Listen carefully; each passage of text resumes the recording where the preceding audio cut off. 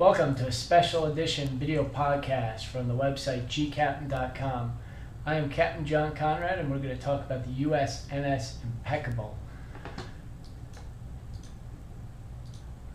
The BBC News reports that 5 Chinese ships have maneuvered dangerously close to a U.S. Navy vessel in the South China Sea. U.S. officials said the incident came after days of increasingly aggressive acts by Chinese ships.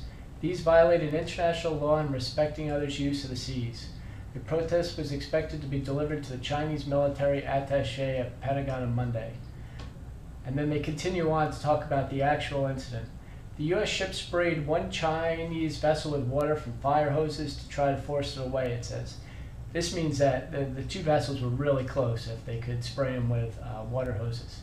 They continue, but it said the Chinese crew stripped to their underwear and carried on approaching to within 25 feet. The Pentagon identified the Chinese boats as the Navy intelligence ships and 4 other vessels.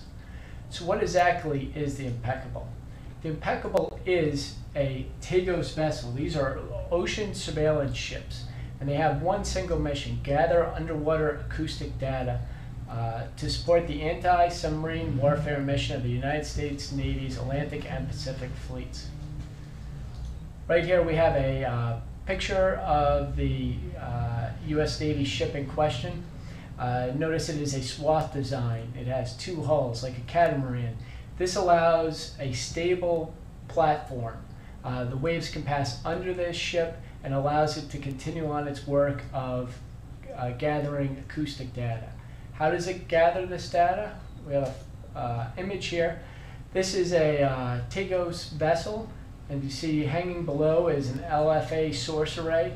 This array sends out continuous pings down through the sea, and then this second array, which is towed behind the vessel, picks up these pings as they bounce off enemy submarines, giving them the ability to track these subs. The actual Impeccable itself is a swath design. That's again catamaran, large ocean surveillance ship. If we go back to the Military Sea Lift Command website, we find out the Impeccable class was built in Tampa shipyard in Pascagoula, Mississippi. They run diesel-electric generators to a twin-screw propeller system. They're 281 feet or 85 meters in length, and their beam is 95 feet or 29 meters. That's the width of the vessel.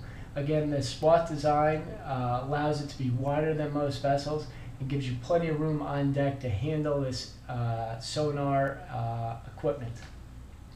These vessels were built during the Cold War era to find Russian submarines, and now they're being repurposed to find other submarines throughout the world. We learn a little bit more about what they're doing out there from information dissemination. They said this is kind of an interesting piece of news. If you remember, a lot of hoopla came out when the U.S. Navy intelligence said that China only conducted 2 submarine patrols in the year 2006. Well, they're increasing them exponentially this year. They say the report, based on declassified information provided by U.S. Naval Intelligence, said Chinese attack submarines conducted 12 patrols in 2008 compared to 7 in 2007, 2 in 2006, and none in 2005. We had written an article on May 13th, 2008 saying, wake-up call, China's growing submarine fleet.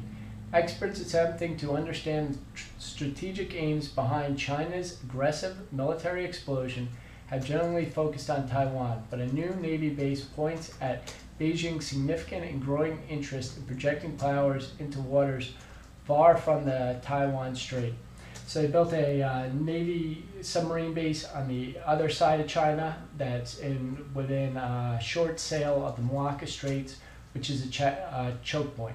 Choke point is where shipping traffic has to go between 2 areas of land.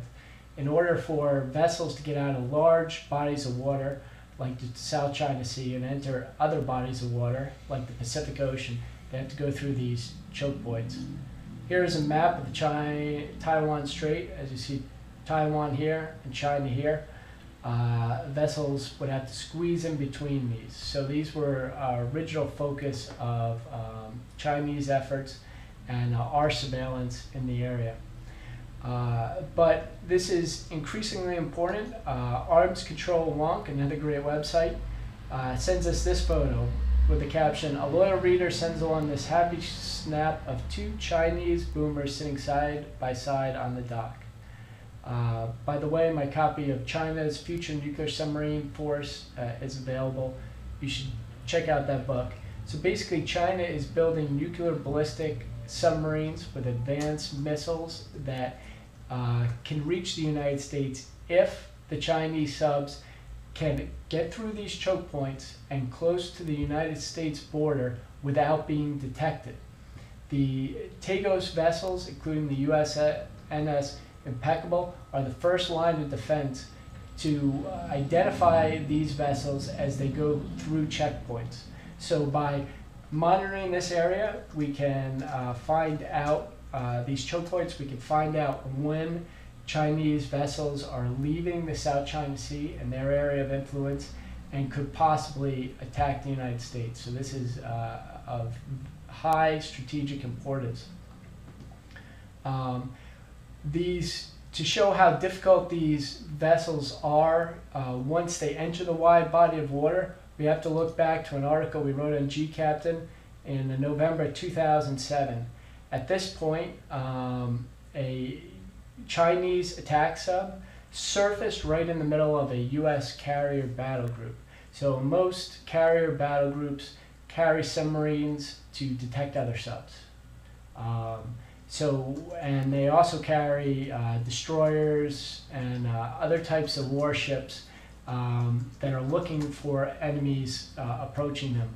So they should have detected this Chinese sub as it came to the carrier group. They did not. The Chinese sub in a display of force surfaced right in the middle of the carrier group, undetected until that point.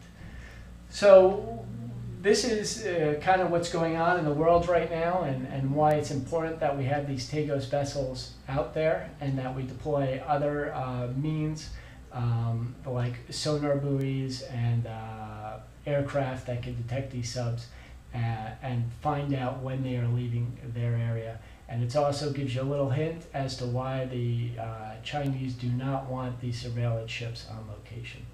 This has been a special edition of G-Captain Video Podcast. We encourage you to go to the site www.gcaptain.com to learn more about this topic. Thank you.